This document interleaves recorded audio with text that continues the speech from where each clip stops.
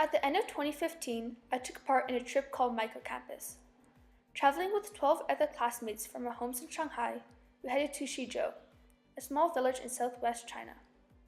During our 28 days in Xizhou, we each studied an inquiry project. My project was a small business case study. I talked to many different people and investigated many different businesses before specifically looking at a souvenir store owned by a lady named Faye. I then started thinking about what it would be like to open my own souvenir store. If I were to open a souvenir store in Xizhou, aimed towards 20-year-old Chinese tourists, I would need to consider the location, merchandise, and interior design. The first important decision I would have to make about my store would be the location. When deciding on the location of my store, I would need to think about the crowd size. I would want lots of customers to come to my store, but not too many that no one can enter the doorway. I would also not want stores next to my store that sell the same merchandise as I do. I would put my store in Souvenir. Souvenir is a tourist square in Xizhou, but most of the souvenir shops in the area are off different streets. Another key point to my store would be what products I sell. When deciding on merchandise, I would need to consider what the tourists want to buy.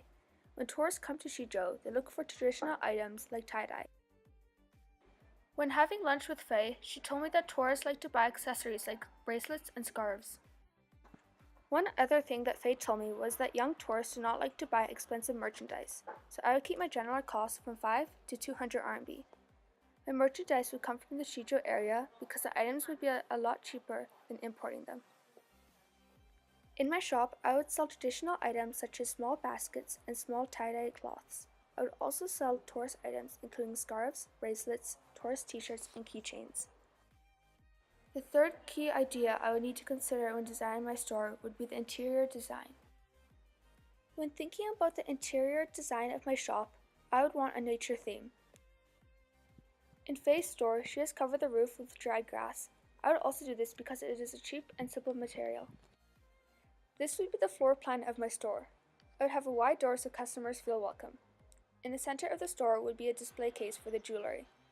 Along the two main walls, I'd have shelving with baskets holding the scarves, tourist t-shirts, keychains, small tie-dye cloths, and small woven baskets. Here is an overview of my store. My location would be in Souvenir. My merchandise would include traditional items and tourist items.